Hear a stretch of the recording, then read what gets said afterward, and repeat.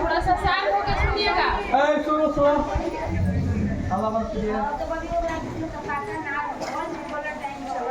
आज विद्यालय में अभिभावक, शिक्षक, छात्र संगोष्ठी हो रहा है। सभी लोग उपस्थित हैं। इसमें यही बताना मैं चाहूंगी कि बच्चे ड्रेस में आए और वो भी ड्रेस जो हो साफ सुथरा हो। ड्रेस का मतलब ही होता है फ्रेश होना चाहिए।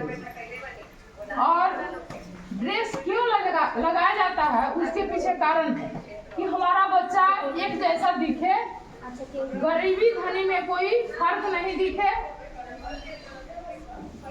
और उसका यह भी महत्व होता है कि जो सामाजिक एकरूपता होता है एक जैसा दिखता है और हमारा स्कूल भी अच्छा दिखता है। दूसरा चीज है कि बच्चे खेलते हैं और आज खेल जैसे कल 29 अगस्त था, मेजर ध्यानचंद जी के जन्म दिवस पर खेल दिवस हर वर्ष मनाया जाता है। तो खेल आज गतिविधि विशेष रूप से हो चुका है।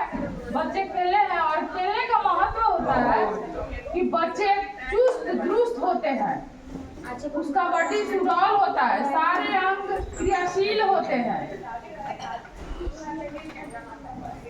और इतना ही नहीं, वो खेलते हैं तो उनका शारीरिक विकास अच्छा ढंग से होता है, उनका मानसिक विकास भी अच्छा होता है, व्यक्तिगत और सामाजिक सब कुछ उसका विकास अच्छा से होता है। और उनके जो आंतरिक अंग जैसे फेफड़े होते हैं, मांसपेशियां जो होता है खेलने से काफी मजबूत होता है।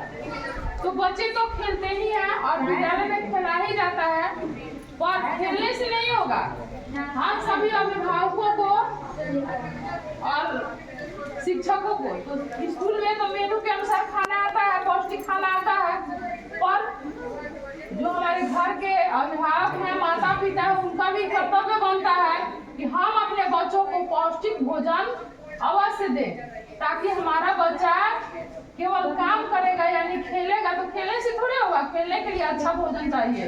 भोजन में स्वच्छ, ताजा और पौष्टिक भोजन होना चाहिए ताकि बच्चा बचपन से स्वस्थ रहे। स्वस्थ रहेगा तो उसे पढ़ने में मन लगता है, और जब मन लग गया तो जब अच्छा से पढ़ता है तो आगे बढ़ेगा ही। तो यही चर्चा करनी है। तीसरा चीज है पर्दा खेलनी नहीं थी कि जिन बच्चों का नामांकन नहीं हुआ है आप सभी लोग नामांकन कराएं। बच्चे भी जो है अपने घर में अगल बगल देखेंगे कि जो बच्चे अनामांकित है उनका नाम अवश्य लिखा ले। अगर 5 साल का है, 4 साल का है तो इसी साल आप आधार कार्ड बनवा ले ताकि अगले साल नाम लिखाने में, नाम को लिखवाने में दिक्कत नहीं हो। नहीं तो नाम लिखाने के समय कहते हैं कि आधार कार्ड नहीं है, जन्म कार्ड नहीं है, तो अभी से बनवा लेंगे तो अगले साल आराम से अप्रैल में आप नामांकन करा सकते हैं, है ना। और उसके बिना यहाँ स्कूल में भी बाधित होता है। और ये भी मैं कहूँगी कि जिन जिन बच्चों का आधार कार्ड नहीं बना हुआ है बनवा लीजिए, ताकि इस शिक्षा कोष पर नामांकन हो जाएगा, तभी आपके बच्चों का पोशाक राशि या कोई भी सुविधा मिल सकेगा या छात्रवृत्ति मिल सकेगा। ठीक है। तो जिन जिन बच्चों का नहीं बना हुआ, बना भी है तो बहुत बच्चों का आधार कार्ड गलत है, केवल 2018 लिखा है। तो अब 2018 का मतलब साल भर बच्चा जन्मा है, किसी दिन और महीने को न जन्मा होगा, तो वो गलत है, उसको सुधार करना है। तो रिसीविंग आप ले जाकर जहाँ बना है वहाँ से सुधार आप लोग कराइए, तब जमा कीजिए बच्चों का आधार कार्ड। ठीक है।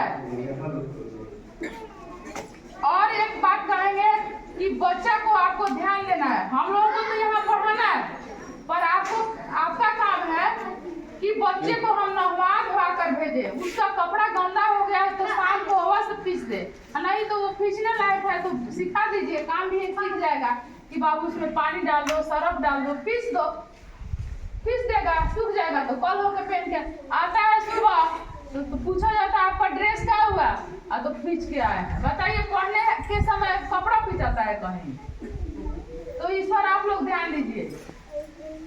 तीसरा चीज है कि उसका नाखून बढ़ा है, तो आप भी ध्यान दीजिए घर पर कि बच्चा का नाखून बढ़ गया है तो समय काट दे, नहीं तो भोजन करता है उसी नाखून से ना, और भोजन के साथ वो गंदगी जाएगा अंदर तो बीमारी होना निश्चित है।